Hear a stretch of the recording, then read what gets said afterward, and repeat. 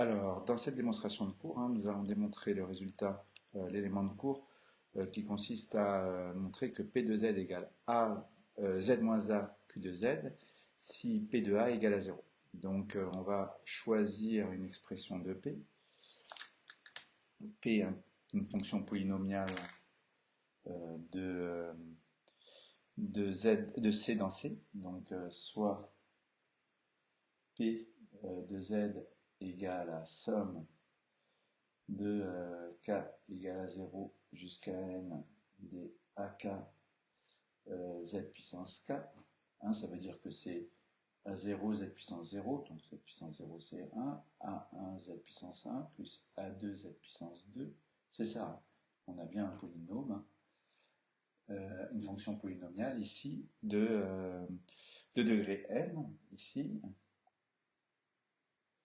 avec an différent de 0, il faut que le dernier soit non nul, sinon c'est pas de degré n. Et puis, on va choisir n supérieur ou égal à 1. Voilà les données nécessaires pour démontrer ce résultat. Il manque encore une hypothèse, soit A appartenant à C avec P de A égale à 0.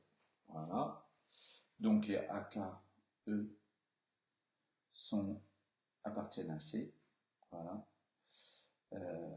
Donc, quel que soit K appartenant à 0, N.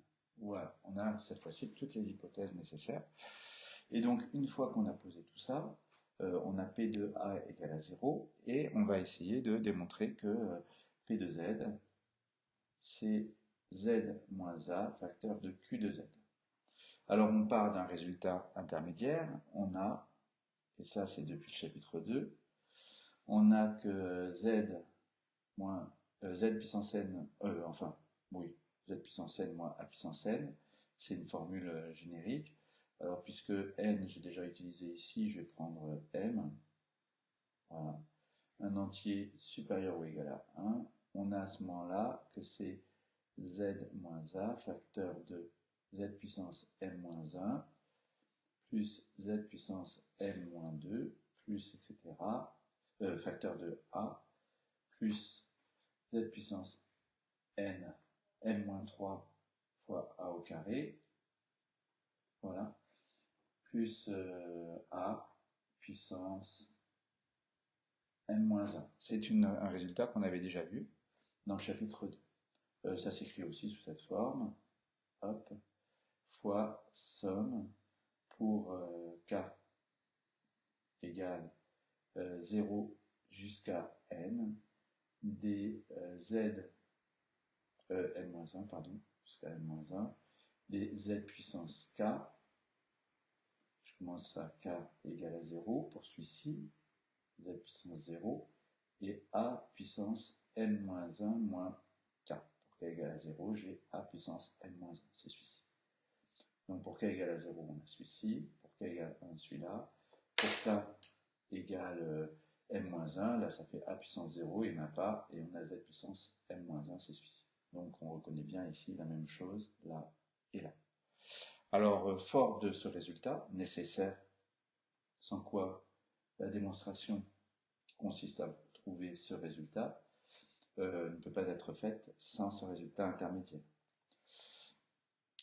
Alors, puisque P de A égale à 0, quand je fais P de Z, c'est aussi égal à P de Z moins P de A. Puisque P de A vaut 0, j'ai juste enlevé 0, donc je n'ai pas changé le résultat. P de Z, c'est P de Z moins P de A. Ensuite, P de Z, je remplace, c'est cette expression. Somme de k égale 0 jusqu'à n, dAk, z puissance k.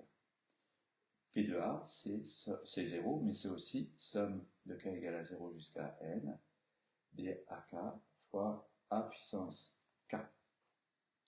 Je mets tout sous le même signe somme, donc ça fait somme de k égale 0 jusqu'à n dAk, je peux factoriser par ak, ça moins ça. Voilà. Ensuite, cette expression, je peux utiliser la formule qui est ici, avec à la place de m, gk. Donc j'obtiendrai le résultat qui est là, je remplacerai m par k. Donc c'est somme de k égale 0 jusqu'à n, des AK, somme, je remplace ici, j'ai oublié cette expression, z-a, fois somme. Alors je ne peux plus utiliser k comme paramètre, hein. Je vais utiliser L par exemple, de 0 à, puisque j'ai remplacé ici petit m par petit k, ça fera k-1 pour la borne supérieure. Et cette expression, donc z puissance, alors j'ai remplacé ici les indices k, j'ai pris des indices L, donc à la place de k, gl, a puissance, m-1, n-1, pardon, j'ai remplacé n par k, k-1, moins, et k pareil. Voilà. Je vois que ça dépend plus du paramètre k. Là, ça, en revanche, ça dépend du paramètre k, donc je ne peux pas le sortir. Et là, bien sûr, tout ça dépend du paramètre k, puisqu'il est déjà au niveau des bornes. Donc, la seule chose que je puisse sortir, la seule factorisation que je puisse faire, c'est par z-1. Z-a, facteur de ceci, qui est une fonction polynomiale en z puissance. Puisque j'ai des z puissance, j'ai que des sommes de z puissance quelque chose. Donc c'est une fonction polynomiale, c'est ce que je voulais démontrer. Donc des AK, voilà. Juste une remarque, c'est que ici, lorsque je fais la somme de là à là, il y a une subtilité que je n'ai pas fait remarquer dans le cours, c'est que l'indice qui est ici, parce qu'il faut que k soit supérieur ou égal à 1, puisque m supérieur ou égal à 1 ici, il faut que ici, j'ai les k qui soient supérieurs ou égal à 1. Mais pour k égale à 0, ça me fait A0 moins A0. Donc, je peux commencer à 1 ici. Et si je ne peux pas faire ça, effectivement, j'ai une petite subtilité ici qui ne fonctionne pas. Voilà, donc je suis obligé de commencer à k égale 1. D'ailleurs, j'aurais eu des bornes ici un problème, puisque j'aurais eu, pour k égale à 0, ça me faisait moins 1, donc de 0 à moins 1, donc j'étais embêté. Donc ici, voilà, 1. Donc j'ai mis en bleu, comme ça on le voit bien. Et j'obtiens ici AK, et puis toute cette chose horrible, hein, somme de L égale à 0 jusqu'à K-1, de Z puissance L, A puissance K-1 moins Z. Voilà, j'ai bien réussi à factoriser, ça je vais noter Q de Z,